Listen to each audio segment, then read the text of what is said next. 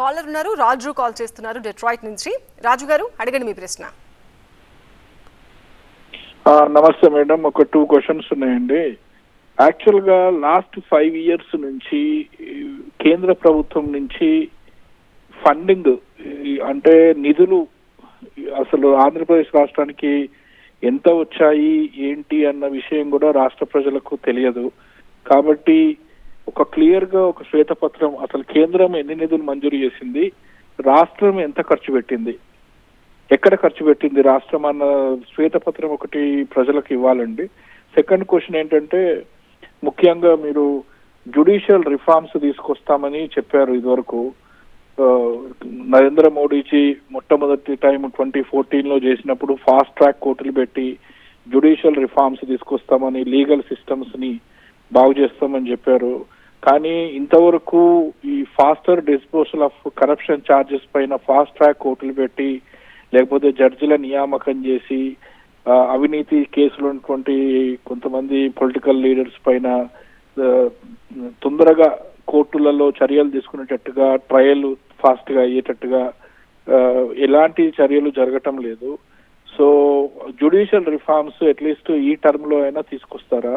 ఇంకోటి ఏంటంటే, రీసెంట్ గా పూణేలో ఒక యాక్సిడెంట్ అయిందండి. అందులో 2 సాఫ్ట్వేర్ ఇంజనీర్స్ చనిపోయారు. అక్కడ ఆ యాక్సిడెంట్ చేసినటువంటి మనిషికి 10 గంటల్లో బెయిల్ వచ్చింది. కోర్టులో ఇచ్చింది ఏంటంటే, ఏదో ఎస్ఏ రాయాలట, 300 words ఎస్ఏ ఒకటి, తర్వాత ట్రాఫిక్ పోలీస్ వయలేషన్ పైన ఒక క్లాసు, తర్వాత ఇలాంటివి జరగకుండా ఇంకేదో అలాంటివి. అసలు 2 చనిపోతే కోర్టులో అలాంటి స్టేట్మెంట్, జడ్జిమెంట్ రావడం నిజంగా దేశానికి అవమానం. కాబట్టి ఇలాంటి లీగల్ సిస్టమ్ ని మీరు రిఫార్మ్ చేయబోతారా? అసలు ఈ విషయం honourable prime minister Narendra Modiji దృష్టికి వచ్చిందా? అంటే ఇలాంటి తీర్పులు ఇస్తే ఎలాగండి? అసలు యాక్సిడెంట్ కేసులో 2 చనిపోతే 10 గంటల్లో బెయిల్, తర్వాత ఆ జడ్జిమెంట్ కూడా మరీ ఎలా అంటే అసలు దేశ ప్రజలు ఆశ్చర్యపడేలా ఉంది. రాజు గారు, సంధ్య గారు, ముందుగా 2 క్వశ్చన్స్. కేంద్రం రాష్ట్రానికి ఏం చేస్తుంది అనేది వారు అడిగింది బాగుంది, శ్వేతపత్రం ఇవ్వాలి అని. ఇక్కడ ఏం జరుగుతుందంటే, కేంద్ర ప్రభుత్వం చేసే ఏ పనైనా, ఏ నిధులైనా మనది ఒక సమాఖ్య వ్యవస్థ, అంటే ఫెడరల్ స్ట్రక్చర్. అంటే ఉదాహరణకు నేను ఒకటి చెప్తాను. ఉపాధి హామీ పథకం నిధులు ఉన్నాయి కదండి.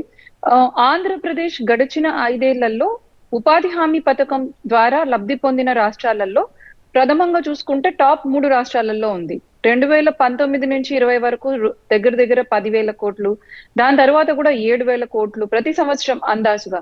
అంటే ఇప్పటి వరకు ఓన్లీ ఉపాధి హామీ పథకం ద్వారా 28,000 పైచిలకు కోట్లు ఆంధ్రప్రదేశ్ కి గత 5 సంవత్సరాల్లో ఇవ్వడం జరిగింది. అదే విధంగా జల్ జీవన్ మిషన్ ద్వారా 3,500 కోట్లు శాంక్షన్ చేయడం జరిగింది. కానీ దాంట్లో మీరు మ్యాచింగ్ గ్రాంట్స్ ఇవ్వకపోవడం వల్ల చాలా వరకు పనులు రాష్ట్ర ప్రభుత్వం చేయలేదు. అందువల్ల గడిచిన 2 ఏళ్లలో కొన్ని పనులు నిలిచిపోవడం జరిగింది. మీరు అలాగే చూసుకోండి, పోర్ట్ల అభివృద్ధికి ఆంధ్రప్రదేశ్ కు దగ్గర దగ్గర 1,20,000 కోట్ల బడ్జెట్ తో కేంద్ర ప్రభుత్వం కేటాయించడం జరిగింది. కానీ 33,000 కోట్ల పనులు మాత్రమే రాష్ట్ర ప్రభుత్వం చేయగలిగింది. మీరు చెప్పుకుంటూ వెళ్తే ఒక నేషనల్ హైవేస్ కూడా చూడండి, దగ్గర దగ్గర 70,000 కోట్ల ప్రాజెక్టులు శాంక్షన్ చేస్తే ఒక 35,000 కోట్ల ప్రాజెక్టులు కార్యాచరణ అవి పూర్తవడం జరిగింది.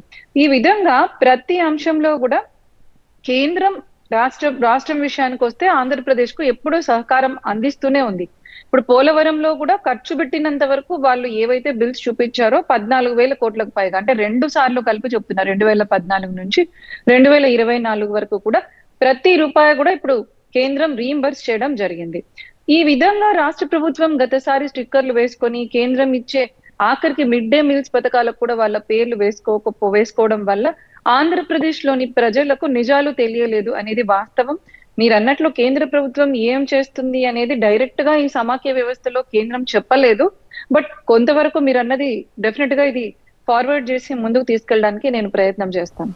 ఇంకా 2వ వ్యవస్థ, భారతదేశ రాజ్యాంగంలో 3 అతి పెద్ద వ్యవస్థలు. ఒకటి legislature, executive and judiciary. Legislative అంటే చట్టాలు చేసేది, అది పార్లమెంట్ కు హక్కు ఉంటుంది. ఎగ్జిక్యూటివ్ అంటే చేసిన చట్టాలను ఎవరు అమలు చేయాలి అనేది ఎగ్జిక్యూటివ్, అంటే అది బ్యూరోక్రసీ కావచ్చు, గవర్నమెంట్ ఎంప్లాయీస్ కావచ్చు, ఆ మొత్తం ప్రభుత్వ యంత్రాంగం వ్యవస్థ. అండ్ మూడవది జ్యుడిషియరీ అంటే న్యాయ వ్యవస్థ. యాక్చువల్ గా చెప్పాలంటే ఇది వేటికవే ఇండిపెండెంట్ గా ఉండాలి. మీరు చెప్పినట్టు ఈ జ్యుడిషియల్ రిఫార్మ్స్ బిల్ గత హయాంలోనే నరేంద్ర మోడీ గారి ప్రభుత్వం ఒక చట్టం చేసి తీసుకొస్తే సుప్రీంకోర్టు కొట్టేయడం జరిగింది. సో జ్యుడిషియల్ రిఫార్మ్స్ బిల్ అనేది భారతీయ జనతా పార్టీ దాంట్లో అంటే ఇంపార్టెంట్ లిస్ట్ లో ఖచ్చితంగా ఉంది. బట్ రాజ్యాంగాన్ని, జ్యుడిషియరీని భారతీయ జనతా పార్టీ గౌరవిస్తుందనడానికి ఇది మరొక ఉదాహరణ.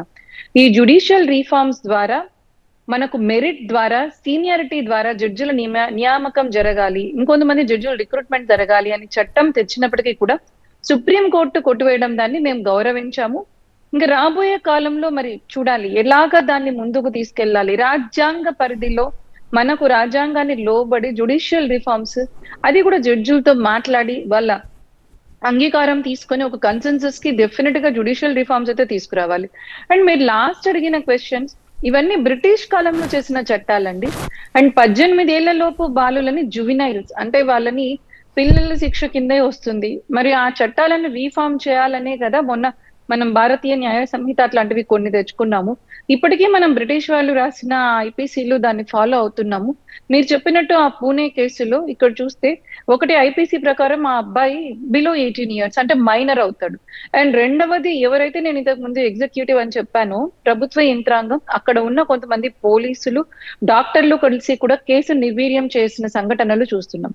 అంటే రాజకీయ నాయకులు పైన ఎంత చిత్తశుద్ధితో ఉన్నా కూడా ప్రభుత్వ ఉద్యోగులు కింద ఉన్న యంత్రాంగం బాధ్యతతో ప్రవర్తించాలి.